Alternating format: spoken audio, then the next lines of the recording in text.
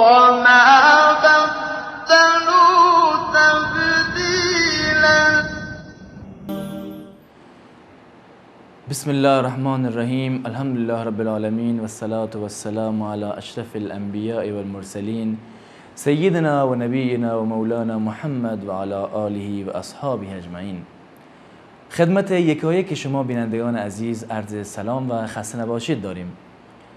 در خدمت شما هستیم با یکی دیگر از برنامه برگ‌های زرین از تاریخ اسلام که گفتیم در این برنامه به آن صحنه‌ها، به اون قسمت‌های مهم و حساسی که بعضی‌ها از اون صحنه‌ها که در میان جنگ‌هایی که مسلمان‌ها انجام داده‌اند رخ داده، مهمترین جنگ‌ها و مهمترین پیروزی‌ها را که بین لشکر اسلام و کفر وجود داره بیان می‌کنیم و البته شاید در حلقاتی هم باشه که اخلاق و چیزی که باعث شده که لشکر اسلام پیروز بشه را هم بیان بکنیم، چون در خیلی جاها اسلام با شمشیر و با نیزه وارد شهرها نشده، با صلح، فقط با عرضه کردن اسلام، با معامله ها، با خرید و فروش ها هم دین اسلام به مردم عرضه شده و کشورهای به این وسیله وارد اسلام شدن.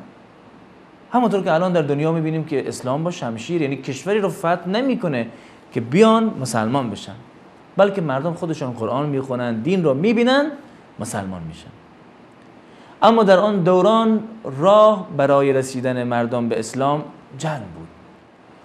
قدرت و رسیدن به قدرت به وسیله جنگ بود. مسلمان ها هم گفتیم همونطور که در مسئله قبلی یعنی نبرد قادسی بیان کردیم، وقتی راهی جز جنگ نبود این راه را انتخاب میکردن و مهم رساندن دین به هر طریقه‌ای به مردم بود. یعنی اول با عرضه اسلام، اگر قبول نمیشد دادن جزیه و صلح، با صلح وارد بشن، و سومین راه جنگ و نبرد و ساقط کردن و از بین بردن آن دیکتاتورها و ابرقدرت‌ها بود. یکی از معرکه ها و نبردهای مهمی که در تاریخ اسلام به وقوع پیوسته فتح دمشق، فتح شهر دمشق در سرزمین شام. این فتح و این پیروزی که در دیار شام در زمان خلیفه دوم مسلمان ها حضرت عمر فاروق به وجود آمد، شاید خود به خود و به صورت یک شبه به وقوع نپیوست، بلکه امتدادی بود از آن پیروزی و اون فتوحاتی که در زمان خلیفه اول مسلمان ها یعنی حضرت ابوبکر صدیق آغاز شده بود. مسلمان ها در نبرد یرموک، در جنگ یرموک در زمان خلیفه مسلمان ها ابوبکر صدیق جمع شده بودند و این نبرد ادامه داشت تا اینکه ابوبکر صدیق وفات میکنه و خلیفه دوم عمر ابن خطاب به خلافت میرسه. مسلمان ها در این نبرد پیروز میشن. اما شروع نبرد و فتح دمشق یعنی تصرف شهر دمشق توسط مسلمان ها این گونه بود که در ابتدا مسلمان ها لشکر رومی هایی که در معرکه یرموک شکست خورده بودند را دنبال کردند. رومی ها فرار کردند. عده زیادی به شهر فهل در جنوب شام در منطقه اردن وارد شدند و به اونجا رفتن، به اون قلعه و به اون شهر، و گروهی هم به دمشق وارد شدند. خود هرقل یا هرکل پادشاه روم هم، قیصر روم هم در شهر هومس موجود بود در اون زمان. مسلمان ها در این حالت مونده بودند که آیا وارد به دمشق برن اونها رو بگیرن یا به شهر فهل که بیشتر لشکر شکست خورده روم در یرموک به اونجا رفتن برن. از یک طرف هرقل نیروی را تازه نفس را جمع میکرد تا یک جنگ دیگه‌ای، جنگ بزرگ دیگه‌ای را برپا بکنه بر علیه لشکر اسلام. ابو عبیده فرمانده لشکر مسلمان ها در سرزمین شام این را احساس کرد که هرقل قصد دارد یک گروه بزرگی را جمع بکنه و نیروی را برسونه که به فعل بیان و با مسلمان ها بجنگن. در این مونده بود، یعنی چه کار بکنه؟ آیا بره جلو اونها رو بگیره در دمشق، پایتخت اصلیشون رو بگیره، یا بیاد به فعل حمله بکنه؟ در اینجا بود که با خلیفه مسلمان ها عمر فاروق مشورت میکنه که چه کار بکنه. و عمر رضی الله عنه مرد تاکتیک های جنگی بود، مرد میدان های جنگ بود. اون رو به اصل معرکه رسون، به اون اشاره کرد، به جایی که باید بره، یعنی جایی که نقطه قدرته. یک لشکر شکست خورده است در فعل و یک لشکری در حال آمدن است از حمص به طرف دمشق که با اونجا ملحق بشه و بیان به طرف فعل و بجنگن، یعنی گروه بزرگ تشکیل بدن. حضرت عمر فاروق رضی الله عنه به ابو عبیده جراح فرمانده لشکر اسلام در سرزمین شام در آن زمان خطاب فرمود که به شتاب به سوی دمشق بروید، چرا که دمشق پایگاه اصلی شام و مرکز حکومت آنهاست. و ضمناً با گروهی هم از لشکر خود سوارکاران خود را انتخاب بکن و منطقه فعل و همچنین منطقه فلسطین را محاصره بکن، آنها را سرگرم بکن که به طرف دمشق نیان، یعنی نیرو نفرستن، و همچنین به طرف حمص نیروی بفرست. این تاکتیک را عرضه میکنه، یعنی لشکر بزرگت را به شام بفرست، به مرکز شام دمشق بفرست و گروهی را به طرف فعل بفرست، گروهی به طرف حمص و گروهی هم به فلسطین، تا مانع رسیدن کمک و نیروهای کمکی بشه. ابو عبیده نیز این کار را انجام میده و حضرت عمر فاروق این را هم گوشزد میکنه که خب اونا اگر اون نیروها که مثلا رفتن برای محاصره فعل، اگر فعل رو محاصره کردن و پیروز شدن که چه بهتر، اما اگر پیروز نشدن بالاخره مانع رسیدن نیرو به دمشق میشن. و در ضمن وقتی که دمشق فتح شد، باز بگردین و نیرو را جمع بکنین و بروین فعل را که لشکر بیشتر لشکر شکست خورده یرموک و روم در آنجا بودن را تصرف بکنین. این نقشه‌ای که عمر فاروق کشیده بود، یعنی واقعا نشان میداد که فرمانده عملیات و تاکتیک جنگی مسلمان ها را گفتیم مشخص کرد. اصل لشکر در دمشق، نیروی در شمال دمشق به طرف حمص و نیروی در غرب به طرف فلسطین و نیروی در جنوب به طرف فعل. این تاکتیکی بود که حضرت عمر فاروق بر اساس اولویت بندی آن را قرار داد و به ابو عبیده پیشنهاد داد. این دستور نیز اجرا شد. ابو عبیده نیروهای کوچکی را به طرف فعل، به طرف حمص و به طرف فلسطین فرستاد تا مانع امداد و نیرو به طرف دمشق بشه. خودشان با نیروی بیشتر به طرف شهر دمشق حرکت کردند. ابتدا لشکر اسلام در منطقه غوطه خارج از شهر دمشق، اطراف دمشق آنجا وارد شدند. دیدن که منطقه خالیه، کلیساها، شهر، خانه‌ها خالی از سکن است، در حالی که هرقل و پادشاه روم به مردم اون شهرها گفته بودن که مقاومت بکنن در مقابل لشکر اسلام و اونها هم قول داده بودن که در مقابل لشکر اسلام بیستن. اما وقتی که لشکر اسلام، لشکر پیروز اسلام، این هم در ذهن ما باشه، لشکر اسلام در معرکه یرموک پیروز شده بود، وارد دمشق میشه برای فتح دمشق، میدان دمشق. لشکر روم شکست خورده بود، یعنی احساس کردن رومی ها و مردم دمشق و اطرافیان دمشق که یک قدرتی داره میاد واردشون میشه. برای همین ترسی در دلشان وجود داشت از این قدرت و مردم غوطه اطراف دمشق شهر، یعنی روستاها را رها کرده بودن و وارد شهر شده بودن. برای همین یک اردوگاه و یک خانه های خالی در اختیار مسلمان ها قرار گرفت در غوطه دمشق. و البته اینم بگیم که کل مردم عادی از دست ستمگرها، از دست ظالمان و در دست ابرقدرت‌ها مثل مردم فارس، مردم روم هم به این صورت در تنگنا بودن، راضی نبودن، که یعنی روحیه اینا داشتن که از این قدرت‌ها دفاع بکنن، راحت تسلیم میشدن. شهر رو رها کرده بودن، غوطه را رها کرده بودن و به دمشق رفته بودن.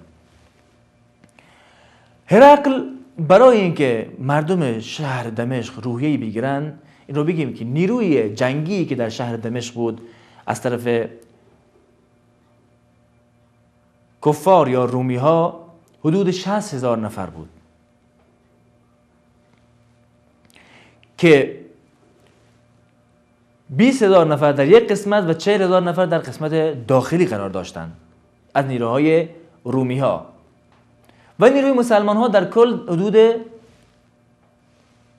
20,000 نفر بود. و گفتیم که در شمال یک گروهی برای شمال دمشق، یک گروهی برای رویارویی با کسانی که از حمص برای نجات و برای کمک کردن به مردم شهر دمشق میان قرار داده بودند. فرمانده آنها از مسلمان ها زیکلا یا زوکلا بود که معروف به زیکلا. این لشکر هرقل برای اینکه مردم شهر دمشق روحیه بگیرن تصمیم میگیره 500 نیروی جنگی و تازه نفس را با مجهز به سلاح و سواره بفرسته. اما زیکلا مانع آنها میشه، با آنها درگیر میشه و به آنها یک شکست سنگینی بعد از یک معرکه و جنگ سختی با آنها یک شکست سنگینی وارد میکنه، مانع میشه. یعنی این باعث میشه که روحیه مردم دمشق ضعیف بشه، نتونن، شاید بخوان که تصمیم بگیرن تسلیم بشن، اما باز از هرقل طلب کمک میطلبن، درخواست کمک میکنن و هرقل هم به آنها قول میده که یک نیروی جمع بکنه و به آنها ملحق بشه، نیرو را برای کمک و حمایت آنها برسونه. این کار باعث میشه که مردم دمشق وقتی که مژده هرقل را میشنون که نیرو در حال اومدنه مقاومت بکنن و تسلیم نشن، یعنی شهر را واگذار نکنن و صلح نکنن با مسلمان ها. در اینجا یک میان برنامه میبینیم با هم و باز میگردیم در خدمت شما خواهیم بود.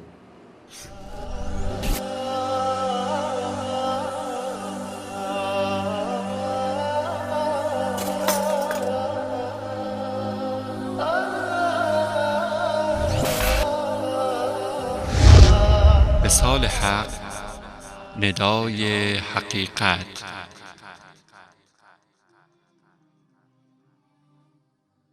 الحق من ربك فلا تكونن من الممترین.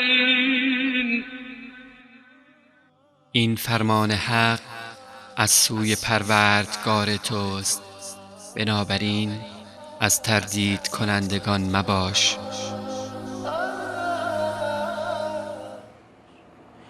بله بینندگان عزیز، گفتیم که شهر دمشق تسلیم نمیشه و چون وعده یاری از طرف هرقل به آنها میرسه مقاومت میکنن و حالت جنگی، یعنی گرفتن وضع به شکل جنگ شروع میشه، اما به یک فرق و اختلاف، این که تسلیم نشدن آنها، این شروع جنگه.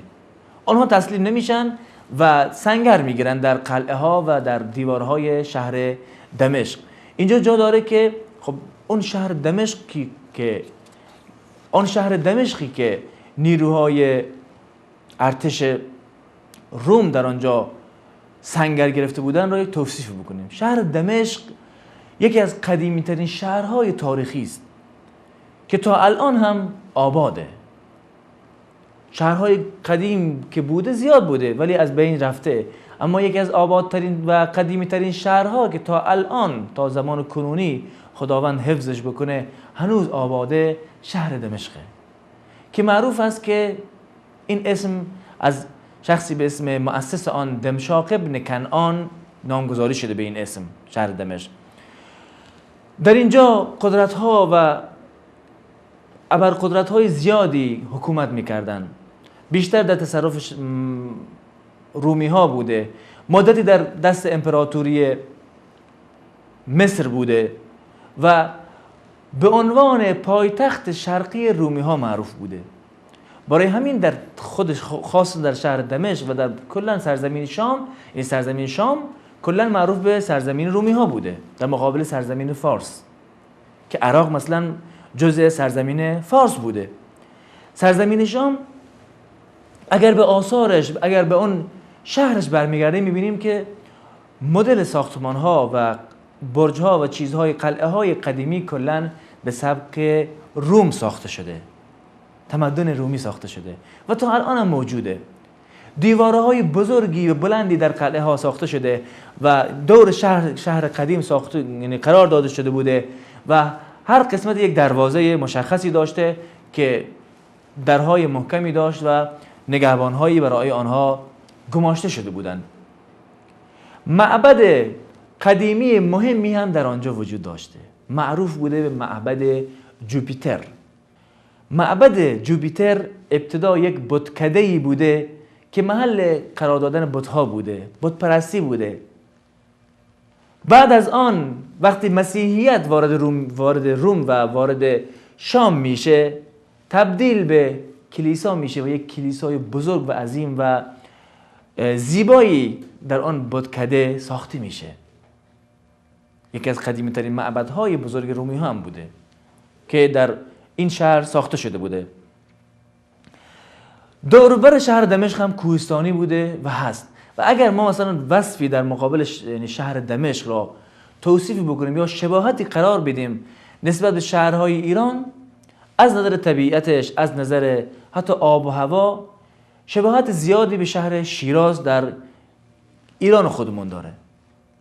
یعنی شباهت زیادی داره با آب و هوا و آن نماد اون کوه‌ها و اون جو کوهستانی که در شیراز حاکمه، در دمشق هم به اون صورت تقریبا.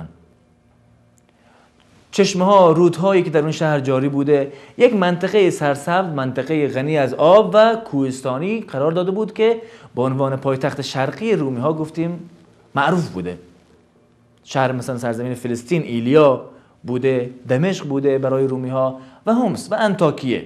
اینها شهرهای مهم بوده، یعنی بودن شهرهای دیگه مثل طرابلس، مثل سور، مثل سیدا و بقیه، اما اینها مهمترین بوده و مرکز آنها هم که گفتیم شهر دمشق بوده.